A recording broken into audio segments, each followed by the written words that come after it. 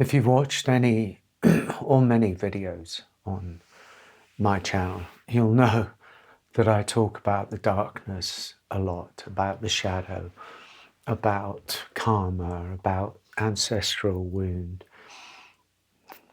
I talk about, in some ways, the transition from unconscious living to more conscious ways of being. I talk about presence instead of distraction. I talk about how to move beyond suffering without denying it. I talk about opening, softening, being kind, tenderness, all of these aspects of the human condition on the spiritual journey. And then sometimes it can be that, he just focuses all the time on the problems of being a human and doesn't really speak of anything else. So I really thought I'd just make a short video about the light within us as a way of redressing any imbalance, that I might bring to the table. There is, and this is my personal experience, not just what I've read. There is a light within us.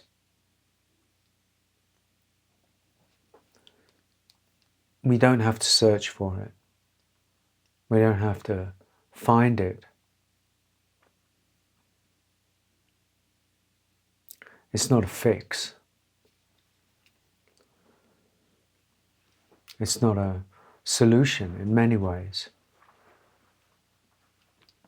But the light within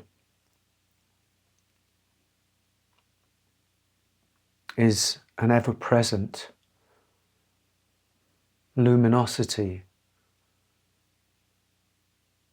deep in our being that runs right through our existence, as if below, inside, deeply, almost subtly present through all experience. The kind of light that we touch in deep moments of transcendence, profound moments of beauty, touched by the grace of love, moved by something majestic, or even felt sometimes in grief, but not exclusively tied to the good times or the profoundly beautiful experiences. Also, and this is the most important aspect of it in many ways, ever present through all experience, ever present through the suffering, in the pain, in the sorrow, in the grief, ever present through the very many multitude of experiences of what it is to be human, flesh and blood, born into this existence, subject to the impermanent, subject to suffering, subject to things that are beyond our control, not really knowing why we're born into, where we're born into, trying to make the best of it, succeeding, failing, experiencing joy, experiencing sorrow. All of that, embedded in all of that, is the light. And that light is a light of unconditional love.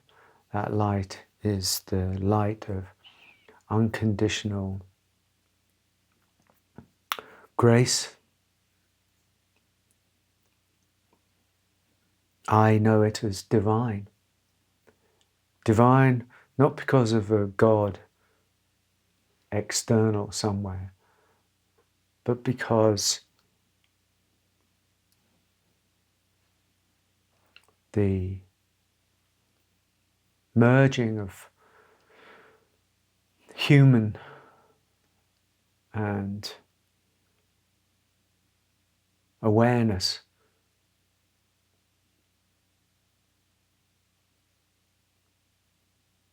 the recognition of knowing ourselves beyond just this form, as consciousness itself, as awareness itself, as the divine spark of intelligence itself, animated in this miraculous form, such as it is, with all of its imperfections and all of its beauty, is somehow felt to be divine. There's no intellectual argument to say it is, and I'm not interested in that. It's the fragrance of this divine spark. And this divine spark is in you, in me, and in everyone. Whether we choose to turn towards it and go inside and recognize it is a matter of grace, karma, choice, possibility, and probably variables that aren't even knowable in so many ways. But it's becoming more available. And to know the light and to turn towards the light and to see the light everywhere, because that's eventually what happens, is you begin to see that light in everything, in everywhere, in everyone, in the animals and the creatures and the people. Of course, the light is denied in people whose suffering or hate is so great that they've become lost in this world. It still doesn't stop the light being present. It's the light, in my experience, that keeps us going. It's the turning towards the light that brings us peace, somehow. Or the recognition that there's more than this. Things that I'm in love with are the light, surrender, beauty, depth, honesty, integrity, sorrow, joy.